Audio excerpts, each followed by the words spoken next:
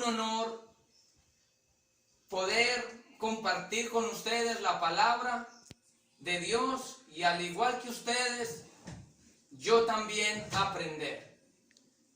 Yo le invito en esta noche para que usted se ubique conmigo en el libro de Éxodo. Éxodo es el segundo libro de la Biblia y vamos a estar ubicados en el capítulo 14 y vamos a estar leyendo el versículo 15 y versículo 16. Éxodo capítulo 14, versículo 15 y versículo 16.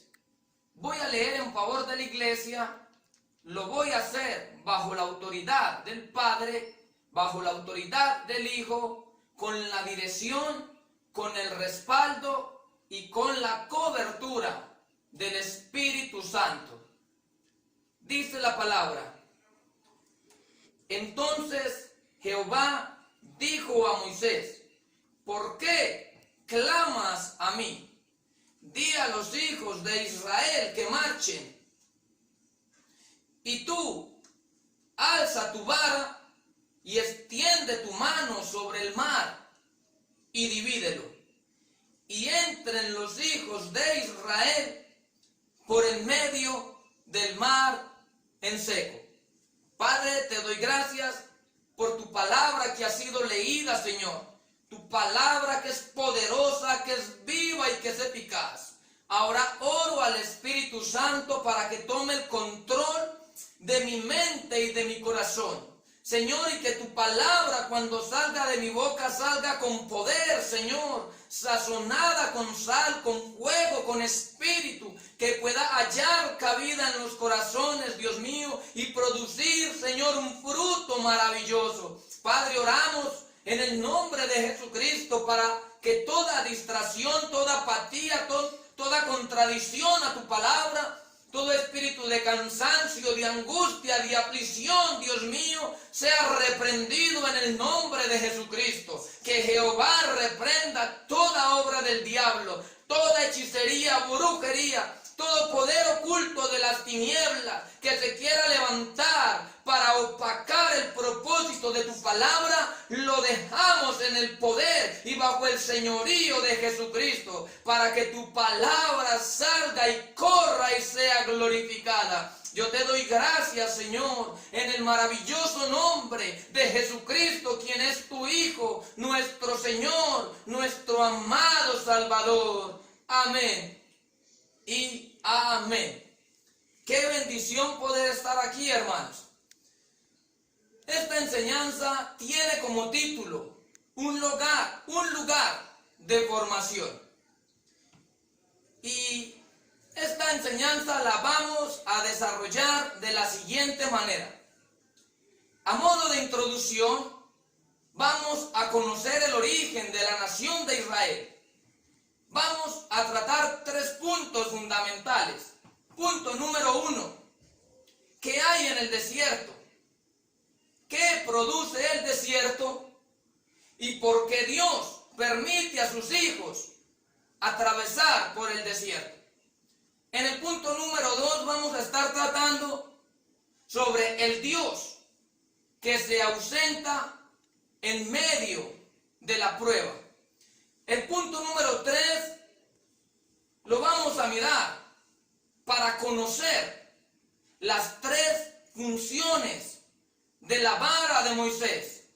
Y para concluir, miraremos cuál es el mayor triunfo o la mayor victoria del pueblo cristiano. El origen de Israel empieza con un llamado y con una promesa.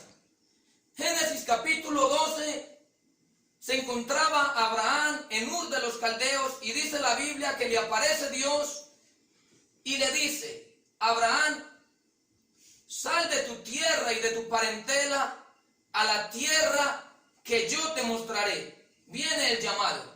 La promesa es: y serás de bendición, y haré de ti una gran nación, y bendeciré a los que te bendijeren, y a los que te maldijeren, maldeciré.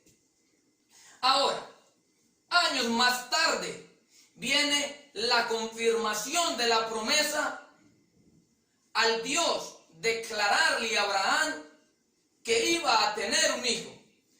Capítulo 15, versículo 13, Dios confirma la promesa, pero le habla a Abraham o le declara de cuál era la condición en la que se iba a encontrar el pueblo, la nación de Israel, antes del cumplimiento de la promesa. Génesis 15:13 dice, Dios habla a Abraham y le dice, ten por cierto que tu descendencia morará en tierra ajena y será esclava allí por 400 años. Miramos a través de la Biblia que muere Abraham, que muere Isaac, y en los días de Jacob, a través de José, el hijo favorito de Jacob, se da la entrada de la familia de Jacob a la nación de Egipto.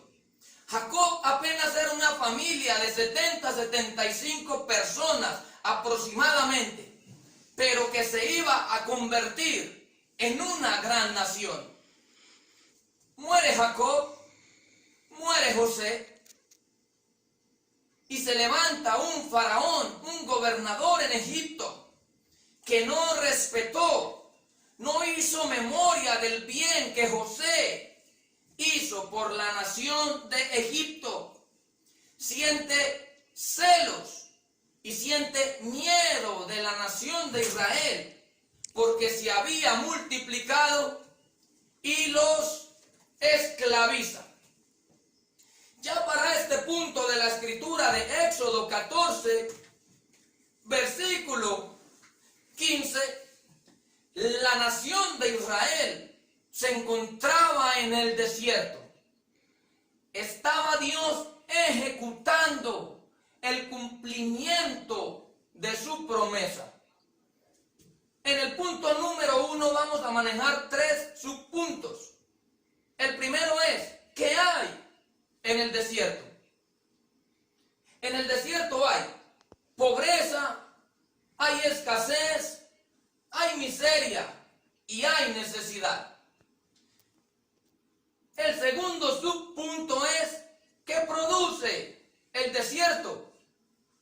El desierto produce tristeza, produce dolor, produce aflicción y produce ausencia de alegría, de tranquilidad y de gozo. Cabe una pregunta a resaltar en el subpunto número 3 del punto número 1. ¿Por qué permite Dios a nosotros como sus hijos, a la nación de Israel? ¿Por qué permite Dios atravesar por el desierto? Si el desierto fue un lugar de sufrimiento, el desierto fue un lugar de ausencia, el desierto fue un lugar de tristeza, porque como lo dije al principio, el desierto es un lugar de formación. Dios pudo haber sacado a la nación de Israel y llevarla por el camino más corto hacia la tierra prometida.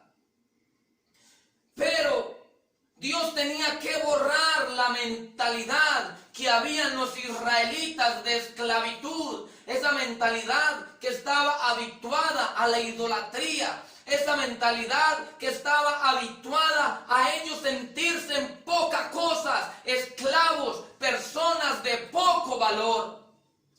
Cuando estábamos en Egipto, que representa la esclavitud del pecado, y Dios nos llama a su reino, el primero necesita formar la mentalidad de un pueblo que va a salir a conquistar la tierra prometida.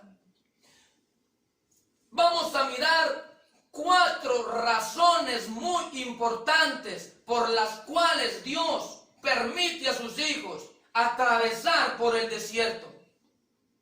La primera razón es que en el desierto Dios hace el llamamiento a sus escogidos, a los que tienen un propósito para realizar en las manos de Dios. Éxodo capítulo 3, del versículo 1 al versículo 4, nos dice que estaba Moisés en el desierto apacentando las ovejas de Jetro, su suegro. Y allí es donde se le aparece Dios en una zarza ardiente para hacerle el llamado a Moisés. ¿Acaso Moisés, mientras estaba gozando del esplendor de Egipto, de mansiones, de reconocimiento, de opulencia, de comodidades, iba a aceptar el llamado de Dios? Cuando gozábamos, cuando estábamos consumidos en el pecado, cuando en nuestras vidas había quizás salud, economía, relaciones personales favorables, ¿será que acaso íbamos a aceptar el llamado de Dios? ¿En qué desierto te encontrabas cuando Dios te hizo un llamado? ¿En el desierto de la enfermedad? ¿En el desierto de unos hijos rebeldes? ¿En el desierto de un matrimonio fracasado? ¿En el desierto de una economía colapsada? Allí en ese desierto es cuando Dios se manifiesta en nuestras vidas para pulirnos, para formarnos y para llevarnos a tener una mente de conquistadores. La razón número 2 por la cual Dios permite el desierto es porque allí en el desierto es donde la nación de Israel experimentó el poder sobrenatural de Dios. Capítulo 16 y capítulo 17 del libro del Éxodo encontramos un pueblo disfrutando de la manifestación sobrenatural de Dios, pan que cayó del cielo. En Egipto comían cebollas, en Egipto comían limones, en Egipto comían carne, pero estaban bajo una condición de humillación y de esclavitud. Nunca, por más delicioso que haya sido el manjar que los israelitas disfrutaron en Egipto, nunca experimentaron un pan caer del cielo. Dice la Biblia, pan de nobles. Dice la Biblia, el pan de los ángeles le fue dado a los hombres.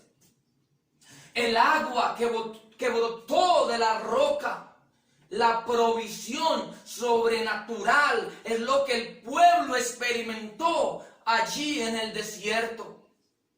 Y una protección celestial.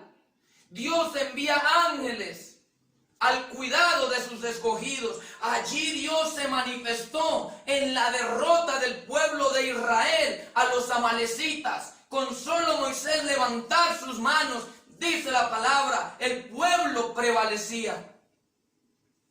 En Éxodo capítulo 19, del versículo 5 al versículo 6, encontramos la tercera razón.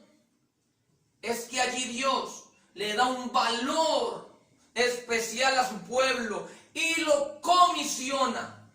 ¿Qué era Israel en Egipto? Mal educados, mal vestidos, mentalidades humilladas, se sentían poca cosa, eran la escoria de los egipcios, unos simples esclavos. Pero en Éxodo 19, 5 y 6, Dios le dice, ustedes que eran poca cosa, ustedes que eran mal educados, ustedes que eran mal vestidos, en otras palabras, en el mundo eras la prostituta, la lesbiana, el homosexual, el secuestrador, el ladrón, el asesino, el mentiroso, aquella persona depravada sexualmente. Eso eras o eso éramos en Egipto. Poca cosa, pero Dios viene y dice, ahora que salí